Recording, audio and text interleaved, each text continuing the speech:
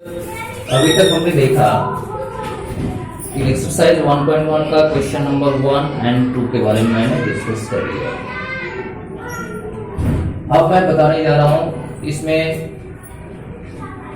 जो question number 3 exercise 1.1 का question number first and second बता दिया। अब अगर मैं थर्ड की बात करूं तो थर्ड में सीधा सीधा आपने क्या करना है 616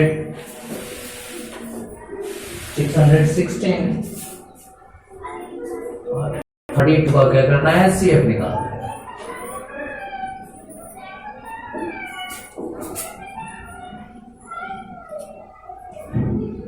CF होगा ये फाइंड कर ले। जो इसका आंसर आएगा वही क्या होगा हमारा, इसका यानी इसका जो आंसर आएगा CF आएगा वही हमारा आंसर होगा। 616 और 32 का हम HCF निकालेंगे। जो हमारा आंसर आएगा जो हमारा HCF आएगा वही आंसर होगा। इसमें बताया जा रहा है कि an army contingent of 616 members is to march behind an army band of 32 members in a parade. The two groups are to march. The two groups, that means 616 members and 32 members. ये दो groups हैं in the same number of columns. यानी एक column में जितना हमारा army band के members होगा वो हर एक कॉलम में क्या होगा उतने ही आर्मी बैंड के मेंबर्स होंगे। करें what is the maximum number of columns in which they can march. उसके लिए हम क्या करेंगे तो वो नंबर हमें फाइंड आउट करना है ये जो दोनों नंबर को कंप्लीटली डिवाइड कर दे। ठीक है, वो आपको मैक्सिमम नंबर ऑफ कॉलम्स की बात हो रही है तो ठीक है सबसे बड़ा नंबर हमें फाइंड आउट करना है जो कि इन दोनों नंबर को क्या करे पूर्णतः भाज्य कर दे। बड़ा से बड़ा नंबर दैट मींस हम HCF निकालेंगे। इसमें ज्यादा कुछ नहीं बताने की। जहां तक फोर्थ क्वेश्चन की सवाल है, फोर्थ क्वेश्चन ये बोल रहा है using Euclid division lemma so that the square of any positive integer is either of the form 3m या 3m plus 1 for some integers n। इसको बहुत अच्छी तरह से आपको ध्यान रखना है। क्वेश्चन नंबर 4 और ये क्वेश्चन यानी बोर्ड के एग्जाम में पूछते भी हैं, सेमेस्टर 1 के एग्जाम में भी पूछ सकते हैं। इसमें लिखा है so that square of any positive integers.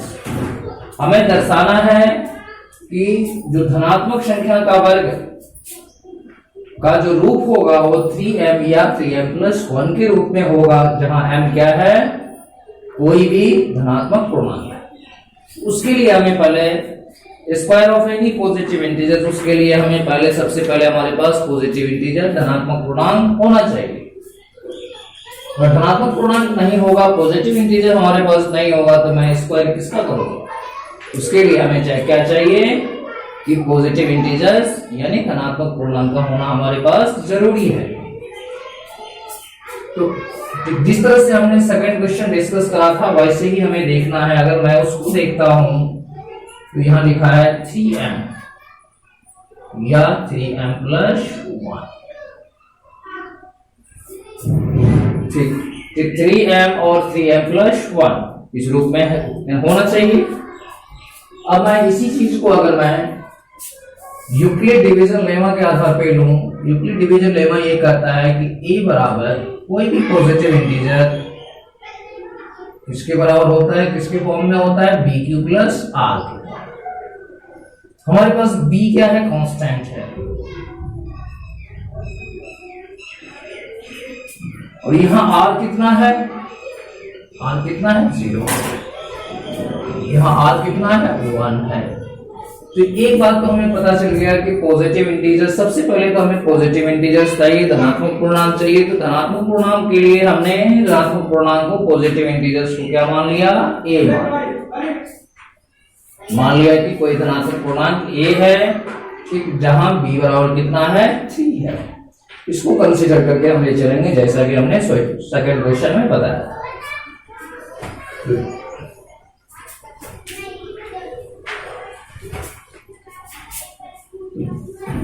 तो कोई भी पॉजिटिव इंटीजर्स निकालने के लिए हमें बी को खोजना जरूरी होता है।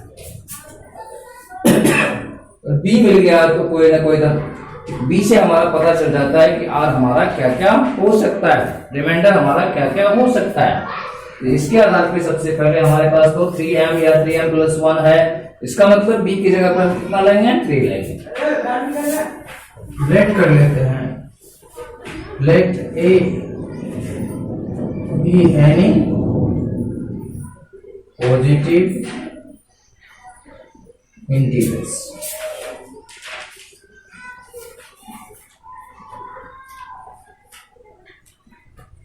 and b is equal to by EDL Euclid division lemma. मान लिया कि a कोई धनात्मक पूर्णांक है और b कितना है, 3 है।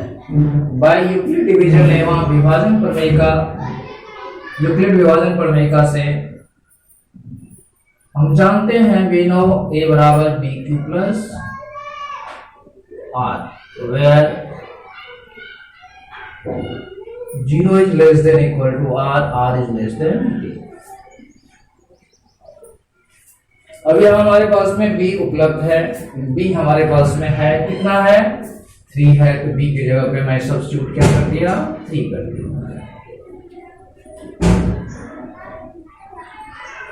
0 is less than equal to r, r is less than 3। That means इसका मतलब क्या होगा कि रिमाइंडर क्या होगा, या तो 0 होगा, ये हमें मालूम है।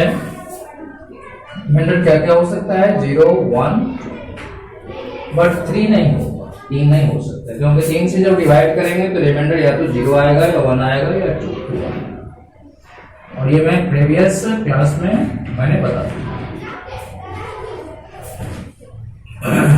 अब हमारे पास में when r is equal to 0, 1, अगर मैं r की वैल्यू 0, 1, 2 लूं तो उसके आधार पे पॉजिटिव इंटीजर्स धनात्मक पूर्णांक क्या बनेगा, 3q प्लस 0।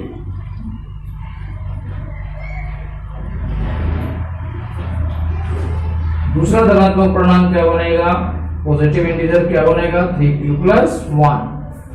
थर्ड जो हमारे पास में पॉजिटिव इंटीजर्स है वो क्या बनेगा, 3q प्लस। इस तरह से हमारे पास में 3 पॉजिटिव इंटीजर्स आ गया, 3q, 3q plus 1, 3q plus 2।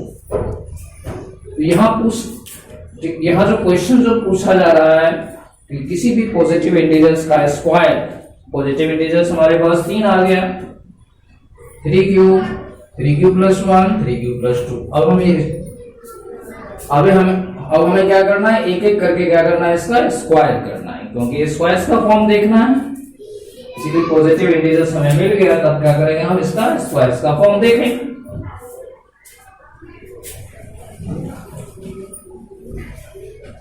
जैसा कि क्वेश्चन कहता है कि square of any positive integers, तो पॉजिटिव इंटीजर्स हमारे पास कितने आ गए, 3 आ गए।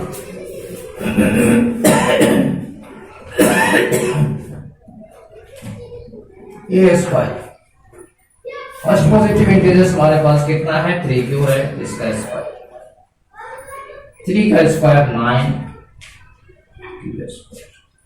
अगर मैं 3 से डिवाइड करूं तो इसका क्वेश्चन कितना आएगा, 3q square.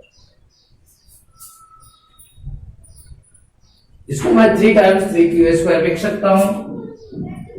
3 into 3q square को मैंने प्लेट कर लिया, कोई भी इंटीजर्स मान लिया, where m is equal to 3।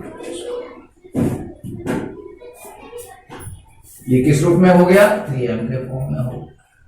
अब दूसरा पॉजिटिव इंटीजर्स हमारे पास है 3q प्लस 1। 3q प्लस 1 ये किस फॉर्म में आ रहा है, a प्लस बी का होल स्क्वायर। इसको अगर मैं a प्लस बी का होल स्क्वायर यानी a square plus 2ab plus b square, 3 का स्क्वायर 9, 9q स्क्वायर 2 3 जा 6q प्लस 1 लिखा जा सकता है। तो हमने आइडेंटिटी यूज किया कौन सा, a प्लस बी का whole square is equal to a square plus 2a plus b।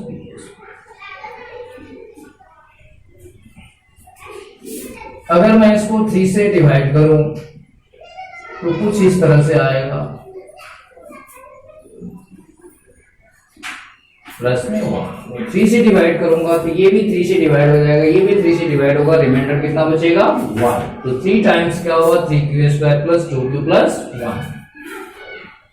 अब मैं अगर 3q स्क्वायर प्लस 2q को m मान लो तो कुछ इस तरह से आएगा 3m प्लस 1 के फॉर्म में, where m is equal to 3q square plus 2।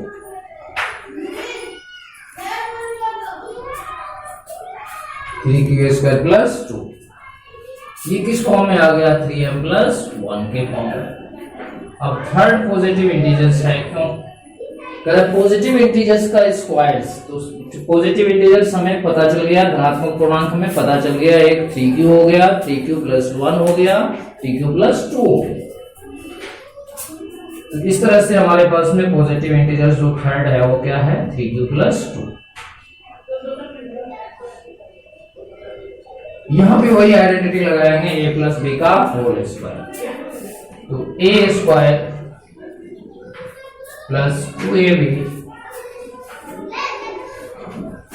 Plus b square.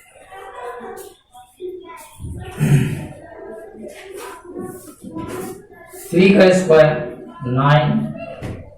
9 times q square plus 3 2 जा 6 6 2 जा 12q प्लस में 4। इसी को मैं ऐसे लिख सकता हूं 9q square plus 12q plus में 3 प्लस में 1। अगर मैं इसको 3 से डिवाइड करूं 3q square plus 4q plus 1 plus में 1 3 टाइम्स m प्लस में 1, where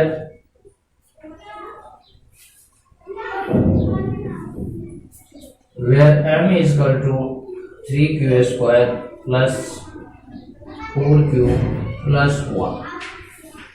इस तरह से हम क्या देख रहे हैं कि कोई भी पॉजिटिव इंटीजर्स, किसी भी पॉजिटिव इंटीजर्स का स्क्वायर 3m या 3m प्लस 1 के रूप में होता है। इस तरह से लास्ट में आप क्या लिखेंगे, hence square of any positive integers is either in the form of 3m or 3m plus 1, where m is some integers। अब इसको आप नोट करें, जिस तरह से हमने क्वेश्चन नंबर 4 किया था उसी तरह से आप क्वेश्चन नंबर 5 कर सकते हैं। ये जो हमारे पास में फॉर्म दे रखा है क्वेश्चन नंबर 5 में कुछ नहीं है, उसमें स्क्वायर बोला गया है और इसमें क्यूब है। ठीक, इसमें कह रहा है cube of any positive integers either in the form of 9m plus 1 9m plus 8। तो कुछ मैं इसका हिंट दे देता हूं, क्वेश्चन नंबर 5 का हिंट दे रहा हूं मैं बस। 9m प्लस 1 या 9m प्लस 8 इस रूप में, यानी cube of any positive integers is either in the form of 9m plus 1 9m plus 8। तो अगर मैं यूक्लिड डिवीजन लेमा की बात करूं तो bq plus r, bq plus r, bq plus r।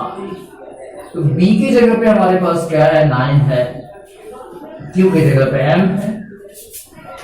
हमें q और m यानी q की जगह पे m को देखने की जरूरत नहीं है, b की वैल्यू हमारे पास कितना है 9 है। अगर मैं b की जगह पे 9 लूं उस सिचुएशन में r की वैल्यू क्या क्या आ सकता है 0 1 2 3 4 5 6 7 8। ठीक, ये सारे वैल्यूज आएंगे, r की वैल्यू क्या होगा, क्योंकि यूक्लिड डिवीजन लेमा में जो कंडीशन दे रखा है 0 is less than equal to r, r is less than b। अगर मैं b की वैल्यू मैं 9 लूं तो r की वैल्यू क्या क्या हो सकता है? 0 1 2 3 4 5 6 7 8। और अगर r की वैल्यू मैं 0 से लेकर 8 तक लूं, उस सिचुएशन में उस स्थिति में हमारे पास में जो पॉजिटिव इंटीजर्स आएगा वो क्या होगा? 9m + 0 9m + 1 9m + 9q होगा, 9q + 1 होगा, 9q + 2 होगा, 9q + 3 होगा, 9q + 4 होगा। बहुत लंबा चला जाएगा, ठीक, क्योंकि उसके बाद भी हमें क्या करना है? इसका क्यूबिंग करना है। ठीक, जब क्यूबिंग करेंगे तो इतने सारे नंबर्स जो हमारा पॉजिटिव इंटीजर्स आया उसका क्यूबिंग करने में हमें बहुत लंबा टाइम लगेगा। उसके लिए हम क्या करते हैं कि b की जगह पे 9 नहीं मान के हम क्या लेट करेंगे? 3 मान। ठीक, क्योंकि 3 का भी क्यूब कितना होता है? ठीक, 3 का क्यूब कितना होता है? इस सिचुएशन में अगर b की वैल्यू 3 मान लिया, r की वैल्यू क्या क्या हो सकता है? 0 1 2। ठीक है, यहां से हमारे पास में a की वैल्यू आ जाएगा 3q + 0 3q + 1 3q + 2, जैसा कि हमने क्वेश्चन नंबर 4 में किया था। अब मैं इसका अगर क्यूबिंग करूं तो 3q का होल क्यूब, 27q q का 3, 27 टाइम्स q3 q⁻3। इसको अगर 9 से डिवाइड करूंगा तो 9 से पूरा कंप्लीटली ये डिवाइड हो जाएगा। 9 टाइम्स ऑफ 3q3 9, इसको मैं m मान लेता हूँ 3q3 को, तो एक फॉर्म आ गया 9m। फिर उसके बाद हमारे पास में क्या है? दूसरा जो पॉजिटिव इंटीजर्स है 3q + 1, 3q + 1 है, इसको मैं क्यूबिंग करूं, क्योंकि ये सारे जो नंबर्स हमारे निकला है पॉजिटिव इंटीजर्स है, और यहाँ बात कर रहा है किसकी? क्यूबिंग की बात कर रहा है, क्यूब निकालने की बात हो रहा है, पॉजिटिव इंटीजर्स का क्यूब करना है। उसके लिए हमें फर्स्ट नंबर का अगर करके देखा तो किस फॉर्म में आ गया? 9m के फॉर्म में। अगर दूसरा पॉजिटिव इंटीजर लूं, उसका क्यूबिंग करूं तो कुछ इस तरह से आएगा a + b का होल क्यूब। a + b का होल क्यूब आपको मालूम होगा aq + 3a² b + 3ab² plus b का 3 का क्यूब 27, 3 3 जा 9, 9 3 जा 27। ओहो 3 b² 3 3 जा 9 की प्लस 1। अगर मैं इसमें 9 कॉमन लूं 3q3 3q² plus q plus में 9m प्लस, ठीक है, तो ये हमारा क्या हो गया? एक तो फॉर्म आ गया 9m, दूसरा आ गया 9m + 1। और इसी तरह से हम क्या करेंगे? a बराबर कितना लेना है? 3q + 2। अगर मैं उसका क्यूबिंग करूंगा और उसको 9 से डिवाइड करूंगा तो 9m + 8 के फॉर्म में आएगा। तो मैं फॉर्मूला आइडेंटिटी जो यूज किया हमने, इसमें जो यूज होगा हमने नोट लिख दिया है। a + b का होल क्यूब बराबर aq + bq, aq + 3a² b + 3ab² plus, आप इसको ध्यान रख के ये सम्स को अच्छी तरह से आप कर सकते हैं। मैंने कुछ हिंट दे दिया, अब इसके आधार पे आप बना सकते। अब हम बात करेंगे एक्सरसाइज नंबर 1.2। एक्सरसाइज नंबर 1.2 में जाने से पहले एक हमारे पास में नया कंसेप्ट है जिसका नाम है फंडामेंटल थ्योरम ऑफ अरिथमेटिक। 1.2 में जाने से पहले हमारे पास कंसेप्ट एक है फंडामेंटल थ्योरम ऑफ अरिथमेटिक। एक कंसेप्ट हमारे पास है फंडामेंटल, और ये थ्योरम नंबर है 1.2।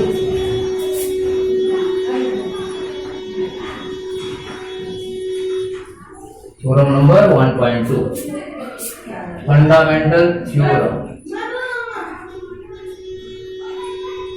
ऑफ अरिथमेटिक,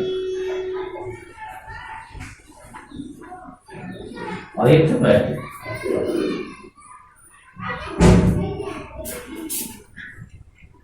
अगर मैं इसको शॉर्ट फॉर्म में लिखूं, FTA, fundamental theorem of arithmetic क्या कहता है? अंकगणित का आधारभूत प्रमेय क्या कहता है? अंकगणित का आधारभूत प्रमेय को इंग्लिश में बोलते हैं फंडामेंटल थ्योरम ऑफ अरिथमेटिक। अंकगणित का आधारभूत प्रमेय यानी फंडामेंटल थ्योरम ऑफ अरिथमेटिक क्या कहता है? Every composite number can B expressed every composite number can be expressed as the product of primes. This factorization is unique apart from the order in which the prime factor occurs. Fundamental theorem of arithmetic क्या कहता है कि हर एक composite numbers को product of primes के रूप में लिख सकते हैं। यानी हमें कंपोजिट नंबर मालूम है, कंपोजिट नंबर जिसको हम भाज्य या यौगिक संख्या कहते हैं, जिसके 2 से अधिक गुणनखंड होते हैं। कंपोजिट नंबर्स हो गया, वैसी संख्या हो गया the number which has more than 2 factors, वह नंबर हो गया जिसके 2 से अधिक फैक्टर्स होते हैं। कंपोजिट नंबर होता है जिसके 2 से अधिक फैक्टर्स होते हैं। यौगिक संख्या होती है जिसके 2 से अधिक गुणनखंड होते हैं। ठीक, जैसे पहला जो हमारे पास में कंपोजिट नंबर होता है वो 4 होता है। और प्राइम नंबर क्या कहता है? जिसके केवल 2 गुणनखंड होते हैं। रूट संख्या या आवाज संख्या उसे कहते हैं जिसके केवल 2 गुणनखंड होते हैं। तो यहाँ जो ये फंडामेंटल थ्योरम ऑफ अरिथमेटिक क्या कहता है कि जितने भी कंपोजिट नंबर्स होते हैं, जितने भी भाज्य संख्या होता है, उसको प्राइम के प्रोडक्ट के रूप में, प्राइम के गुणनफल के रूप में, अभाज्य संख्या के गुणनफल के रूप में लिखा जा सकता है। फंडामेंटल थ्योरम ऑफ अरिथमेटिक अंकगणित का आधारभूत प्रमेय कहता है कि किसी भी भाज्य संख्या को अभाज्य संख्या के गुणनफल के रूप में लिखा जा सकता है, लेकिन यह जो गुणनफल है वो क्या होता है? अद्वितीय होता है। उसमें अभाज्य संख्या किस रूप में व्यवस्थित है उससे कोई मतलब नहीं है। यानी फंडामेंटल थ्योरम ऑफ अरिथमेटिक जो कहता है कि every composite number can be expressed as the product of primes in which product of primes and this factorization is unique apart from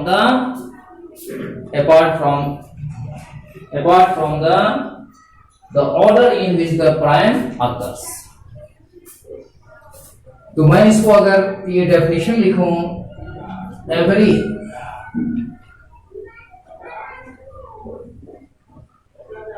composite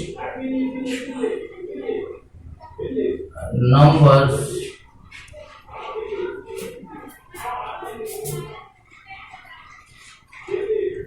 can be expressed as the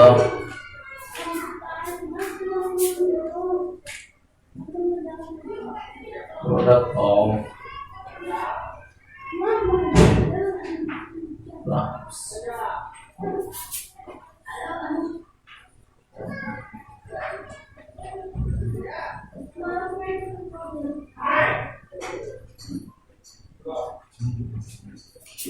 And this factorization is unique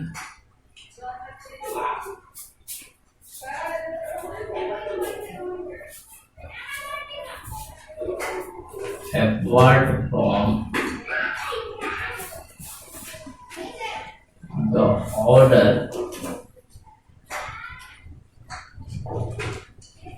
in which prime occurs.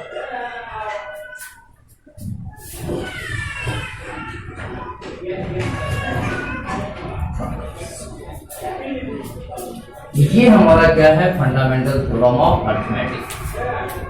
प्रत्येक composite number, every composite number can be expressed, हर एक भाज्य संख्या को अभिव्यक्त कर सकते हैं, दर्शा सकते हैं किस रूप में, प्रोडक्ट ऑफ प्राइम्स, यानी अभाज्य संख्या के गुणनफल के रूप में दर्शा सकते हैं।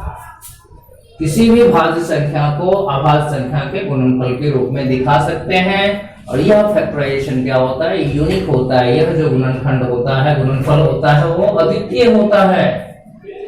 ठीक है, अपार्ट फ्रॉम द ऑर्डर, किस ऑर्डर में वो प्राइम उपलब्ध है, उपस्थित है उससे वो अलग होता है। किसी भी रूप में वो प्राइम नंबर हो सकता है। ठीक, फॉर एग्जाम्पल जैसे 4 हमारा हो गया क्या, कंपोजिट नंबर। एग्जाम्पल के लिए 4 को क्या लिखूंगा मैं, प्रोडक्ट ऑफ प्राइम्स के रूप में 2 into 2। 6 को क्या लिखूंगा मैं, 2 into 3 भी लिख सकता हूं और 3 into 2 भी लिख सकता हूं। इसका ऑर्डर हमारा कुछ भी उससे मतलब नहीं है, लेकिन इसका प्राइम फैक्टराइजेशन क्या है, यूनिक है, अद्वितीय है। उसको 2 into 3 भी लिख सकते हैं, 3 into 2 भी लिख सकते हैं। पहले 2 लिखा, बाद में 3 लिखा, इसमें पहले 3 लिख दिया, बाद में 2 लिख दिया, इससे कोई फर्क नहीं पड़ता। Apart from the order in which prime occurs, मतलब कह रहा है यह जो फैक्टराइजेशन होता है, यह जो गुणनफल होता है, वो क्या होता है, यूनिक होता है, अद्वितीय होता है। ये किस ऑर्डर में उपलब्ध है, उपस्थित है, किस ऑर्डर में लिखा हुआ, उससे कोई मतलब नहीं होता है। ठीक, चाहे हम 6 को 2 into 3 लिखूं या 3 into 2, उससे कोई फर्क नहीं पड़ता है। इसका फैक्टराइजेशन, प्राइम फैक्टराइजेशन 2 into 3 भी हो सकता है, 3 into 2 भी हो सकता है। ठीक है, यही आपका क्या है, फंडामेंटल थ्योरम ऑफ अरिथमेटिक, यानी अंकगणित का आधारभूत प्रमेय। और ये बोर्ड के एग्जाम में भी पूछा जा सकता है, सेमेस्टर के एग्जाम में भी पूछा जा सकता है, याद रखना। इस कॉन्सेप्ट को देने वाला जो साइंटिस्ट का नाम है, जिसने इसको दिया है, उसका नाम है कार्ल फ्रेडरिच गॉस। ये मैथमेटिशियन का उस मैथमेटिशियन का नाम है जिसने ये fundamental theorem of arithmetic FTA दिया।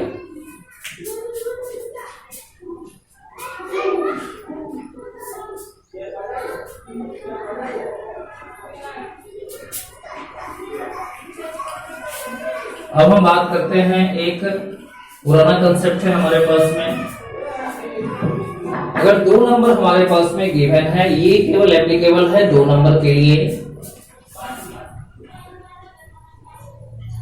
HCF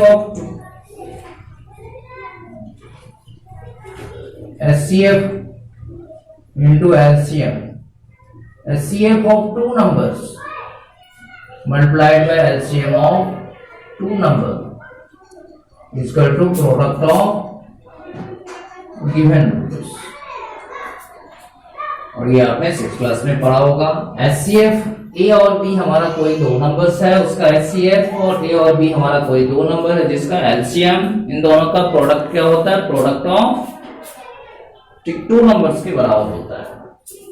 इसी चीज को मैं ऐसे भी लिख सकता हूँ, HCF of 2 numbers into LCM of 2 numbers is equal to 1 number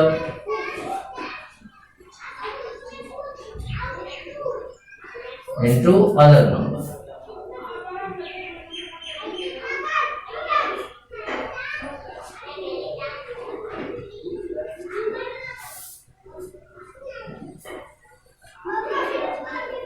तो आप इसको ऐसे ध्यान रखें या इसको ऐसे ध्यान रखें। HCF of 2 numbers is multiplied by and product of HCF and LCM is equal to product of 2 numbers। ये दोनों कंसेप्ट है और इसके आधार पे आपका एक्सरसाइज 1.2 कंप्लीट होता है।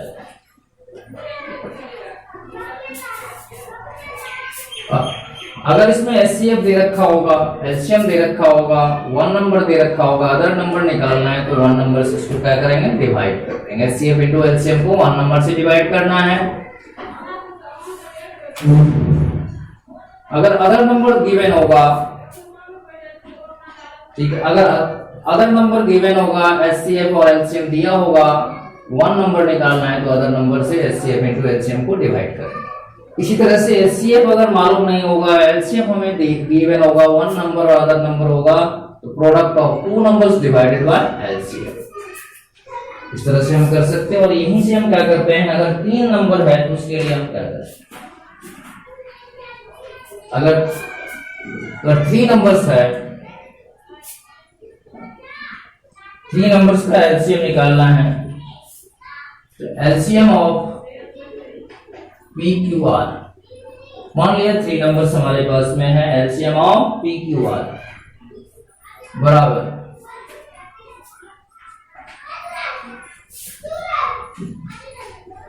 P into Q into R into में HCF of PQR, P into PQR divided by HCF of PQ multiplied by HCF of QR multiplied by HCF of PR।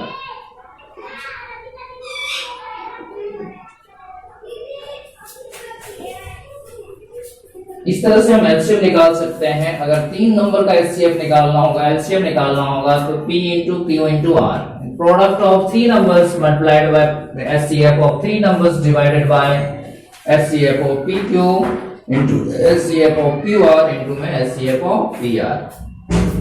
इसी तरह से अगर मैं HCF की बात करूं, HCF of 2 numbers, HCF of 3 numbers,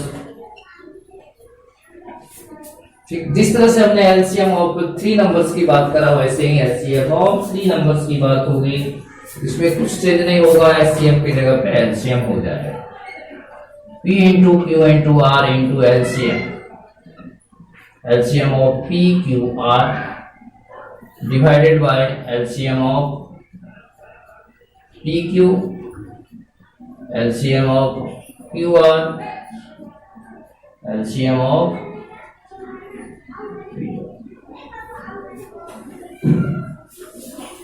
ठीक है।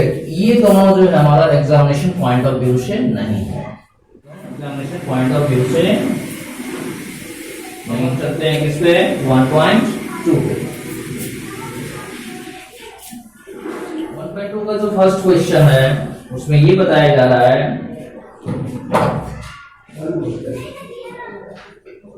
Express each numbers as a product of prime factors. Exercise number 1.2, question number 1 का फर्स्ट पार्ट, 140।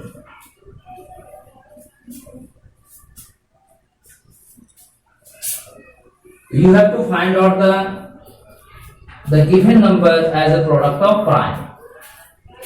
140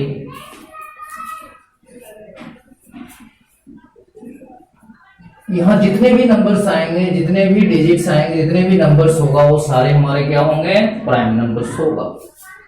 2 से डिवाइड करके देखूं मैं तो 2 7 जा 14, 70 हो गया। 2 से ये भी डिवाइड होगा, 35 हो गया। 7 5 जा 35 हो गया। 5 1 जा 5। इस तरह से मैं प्रोडक्ट ऑफ प्राइम्स के रूप में ऐसे लिख सकता हूं। 2 कितने टाइम्स है, 2 टाइम्स है, तो 2 raised to power 2 into 5 into,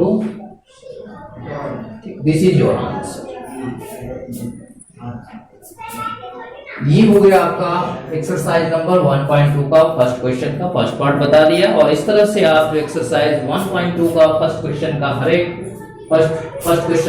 part को आप सोल्व कर सकते हैं। अब मैं बात करता हूं दूसरे क्वेश्चन की, बात करता हूं सेकंड क्वेश्चन की बात। यानी एक एक क्वेश्चन, मतलब एक क्वेश्चन मैं एक पार्ट का एक क्वेश्चन बताऊंगा, उसमें कोई हमारे समझ में दिक्कत नहीं होगा। अगर एक क्वेश्चन बता दिया तो सारे क्वेश्चन आपसे बन जाना चाहिए। तो find the LCM and HCF of the following pair of numbers and verify the LCM into HCF equal to one number into other number. ठीक, जैसा कि सेकंड का फर्स्ट क्वेश्चन है, first question is given 26 and 91।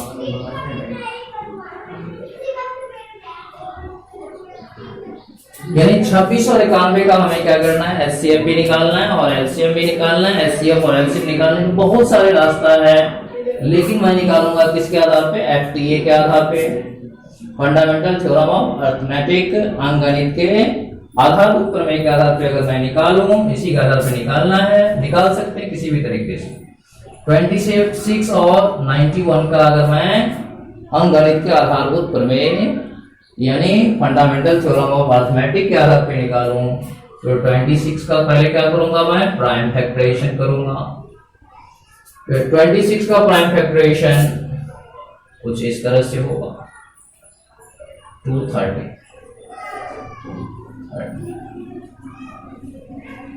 तो 2 multiplied by कितना हो गया, 30। अगर मैं 91 को लूं, 91 का प्राइम फैक्टराइजेशन करूं, 713 जा 91 का हो गया 7 इंटू, ठीक है। अगर इसका एचसीएफ निकालूं मैं, एचसीएफ किसका, 26 है 91 का, तो प्राइम फैक्टराइजेशन के आधार पे अगर मैं इसका एचसीएफ निकालूं, तो जो इसमें कॉमन फैक्टर होता है वैसा नंबर खोजना होता है, बड़ा से बड़ा नंबर खोजना है जो दोनों नंबर को डिवाइड कर दे। तो इसमें जो कॉमन हमारे पास में है वो हमारा क्या हो गया, इसका एचसीएफ हो गया, क्योंकि ये भी 13 से डिवाइड हो जाएगा। ठीक, 26 भी 13 से डिवाइड होगा, 91 भी 13 से डिवाइड होगा। तो इस तरह से एचसीएफ हमारा कितना आ गया, 30। एलसीएम में, एलसीएम निकालते कैसे, इसमें जो कॉमन होगा, इन दोनों में जो कॉमन होगा उसको तो हमें ले ही लेना है।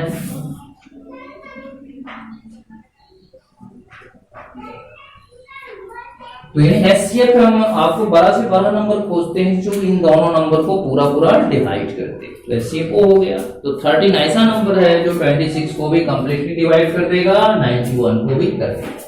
लेकिन एलसीएम में हम वैसा नंबर खोजते हैं, ठीक है, छोटी से छोटी संख्या हम खोजते हैं, स्मॉलेस्ट नंबर खोजते हैं जो नंबर इन दोनों नंबर से डिवाइड हो जाए। तो जो कॉमन फैक्टर है उसको हमने एक बार लिख दिया और जो बच गया उसको भी हमने ठीक प्रोडक्ट के रूप में लिख दिया। 13 2 जा 26, 26 7 जा 26 7।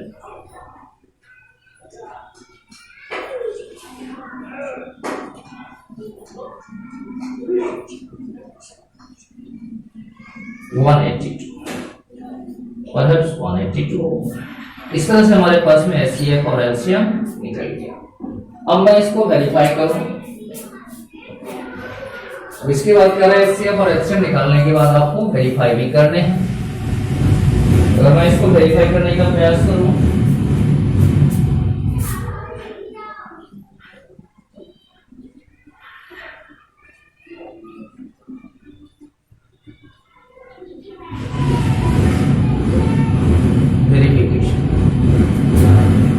एचसीएफ इंटू एलसीएम बराबर one number into other.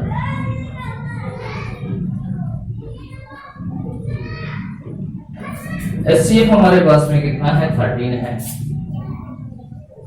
LCM है 182, वन नंबर है 26, अदर नंबर है 91। 13 2 जा 26, 13 8 जा 104, 104 और 2 106, 13 1 जा 13, 10 20,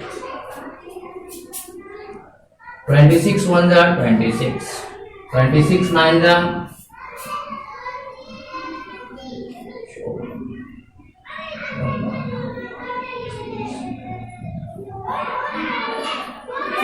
2 3 6 6।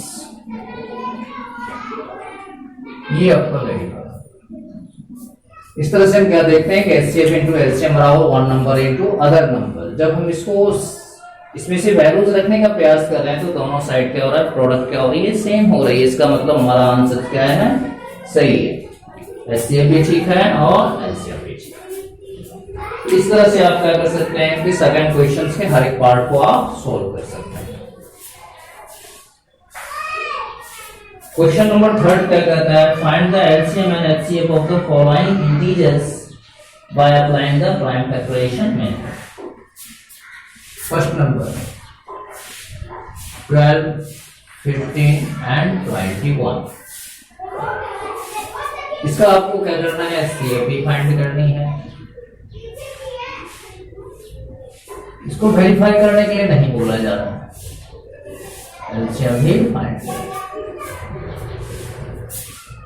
12 का अगर मैं प्राइम फैक्टराइजेशन करूं तो 2 into 2 into 3, 2 raised power 2 into prime 2 raised power 2 into में 3। ऐसे यहाँ जो भी नंबर रखने हैं सारे प्राइम नंबर्स लिखेगा, कंपोजिट नंबर नहीं रखना है, यहाँ आभाज्य संख्या रखना है, यौगिक संख्या नहीं रखना है। तो आभाज्य संख्या की बात करूंगा तो मैं 2 लूंगा पहले, 2 6 12, ये भी 2 से डिवाइड होने वाला है, 2 3 6। इस तरह से 12 को मैं क्या लिख सकता हूँ, 2 इंटू 2 इंटू 3, और 2 इंटू 2 इंटू 3 को 2 का रेट मतलब तो 2 कितने टाइम्स है, 2 टाइम्स है, 2 रेट पावर 2। अगर मैं बात करूं 15 का, 15 का प्राइम फैक्टराइजेशन जो होगा 3 5 जा 15 5 1 जा। इस तरह से 15 को क्या लिखूंगा मैं, 3 इंटू 5। 21 की बात करूं मैं, 21 का प्राइम फैक्टराइजेशन करूंगा, 3 7 जा 21 7 1 जा।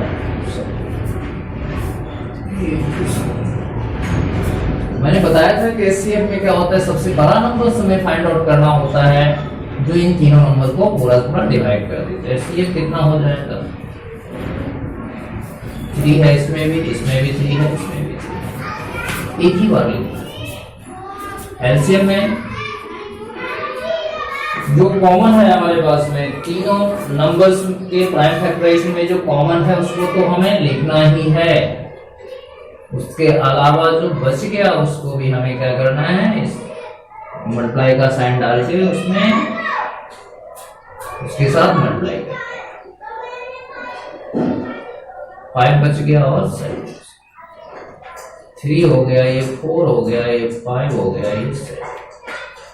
अगर मैं इसको मल्टीप्लाई करने का कोशिश करूं तो 3 4 जा 12, 12 5 जा 60 और 67 जा 4। ये आपका एचसीएफ हो, एलसीएम हो गया और ये एचसीएफ। हमें इसको वेरीफाई करने की जरूरत है। अगर मैं एक एग्जांपल लेके बताऊं, ठीक है, एग्जांपल इसलिए ले रहा हूं क्योंकि अगर 2 नंबर में कॉमन होगा तो उस सिचुएशन में हम क्या करेंगे। अगर 3 नंबर गिवन है, 2 नंबर में कॉमन होगा तो उस सिचुएशन में हमारा एचसीएफ क्या आएगा और एलसीएम क्या आएगा। अगर मैं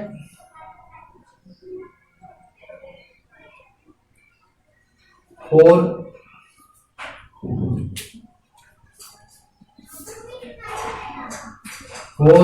6 और 15 की बात करो, इसका हमें एचसीएफ निकालना है। एचसीएफ भी फाइंड करने हैं, एलसीएम भी। 4 को मैं प्राइम फैक्टराइजेशन करूंगा तो 2 इंटू 2 होगा और एचसीएफ 2 का स्क्वायर होगा। 6 का प्राइम फैक्टराइजेशन करूंगा तो 2 इंटू 3 होगा। 15 का करूंगा तो 3 इंटू 5 होगा। अब इसका हमें एचसीएफ निकालना है, एचसीएफ निकालना है, यहाँ फंसने वाली बातें हैं। एचसीएफ के लिए तो हम क्या करते हैं कि जो सब में कॉमन होता है वैसा नंबर खोजना है जो तीनों को डिवाइड कर दे। तो 4 6 और 15 को डिवाइड करने वाले कोई नंबर्स हमारे पास नहीं है सिवाय 1 के। इन दोनों में 2 कॉमन है लेकिन इसमें 2 नहीं है। इसका मतलब इन तीनों को एक साथ डिवाइड करने वाला कोई नंबर उपलब्ध नहीं है। इसका मतलब हमारे पास में 1 होगा, क्योंकि 1 हर एक नंबर को डिवाइड कर देता है। 1 is the factor of each and every number. 1 क्या होता है? ईच एंड एवरी नंबर्स, हर एक नंबर्स का क्या होता है? गुणनखंड होता है। तो 1 क्या करेगा? तीनों को काट सकता है। उसके अलावा कोई ऐसा नंबर नहीं है संसार के जो इन तीनों नंबर को एक साथ काट सकता है। अगर मैं एलसीएम की बात करूंगा, एलसीएम में जो होता है, एलसीएम की बात करूं, इसमें जो कॉमन है उसका हाईएस्ट पावर देखना होगा। अगर एचसीएफ की बात करता है तो छोटा पावर होता है उसको लेगा। एलसीएम में जो हाईएस्ट पावर होता है, कॉमन में भी जिसका हाईएस्ट पावर होता है, यहाँ 2 का स्क्वायर है और यहाँ 2 है। अगर 2 में भी कॉमन है तो एलसीएम में हमें लेना पड़ेगा, एक बार लेना पड़ेगा। तो इसमें 2 कितने बार है? 2 बार है। एक बार तो हमारा कॉमन आ गया। देखिए ये कॉमन है, इन दोनों में ये 3 कॉमन है। इन दोनों 2 को क्या करेंगे? हम एक बार लेंगे। इन दोनों 3 को क्या करेंगे? एक बार लेंगे। बच क्या गया? 5 और 2 3 जा 6 6 5 जा 30 32 जा 60। यानी ये 60 एक ऐसा नंबर है, छोटा से छोटा नंबर हो गया जो पूरा से पूरा, ठीक 60 क्या है? हमारा स्मॉलेस्ट नंबर है, ठीक है, स्मॉलेस्ट नंबर है जिसको ये तीनों क्या करेगा? पूरा पूरा डिवाइड। इससे बड़ा भी नंबर होता है, ठीक, जो इन तीनों से कट जाएगा, लेकिन हमें सबसे छोटी संख्या फाइंड आउट करनी होती है जिसको हम एलसीएम बोलते हैं। इस तरह से हमारे पास एलसीएम कितना आ गया? 60 आ गया। और इस टाइप के सवाल आपके बुक में नहीं दे रखा है, एक्सरसाइज में नहीं दे रखा है, क्योंकि ठीक है, अगर ये पूछ देता तो आप कंफ्यूज करते, इसलिए हमने इसको डील कर दिया है। आप उसको समझ सकते हैं कुछ एग्जाम्पल्स लेके अपने ओर से, ठीक है। तो जो कॉमन था, ठीक है, इसमें एचसीएफ में तो सीधा सीधा देखना है कि कौन सा तीनों में कॉमन है, चारों में कॉमन, जितने भी नंबर्स हैं उसमें जो कॉमन फैक्टर्स होगा उसको हम एचसीएफ में डालें। लेकिन प्रॉब्लम होता है एलसीएम में अगर 2 में भी कॉमन है उसको भी एक ही बार लेते हैं और जो बच जाता है उसको लिख देते हैं। तो इन दोनों में 2 था, लेकिन इसमें 2 नहीं है, लेकिन फिर भी हमने इसको एक बार लिया। और इसमें 3 है, इसमें 3 है, लेकिन इसमें 3 नहीं है, तो 3 हमने इसमें ले लिया, एक बार ले लिया। बच क्या गया? 2 और 5। इस तरह से हमारा एलसीएम कितना हो गया? 60। और शायद आपको समझ में आ गया होगा। आगे कुछ एग्जाम्पल आप लेके कर सकते हैं।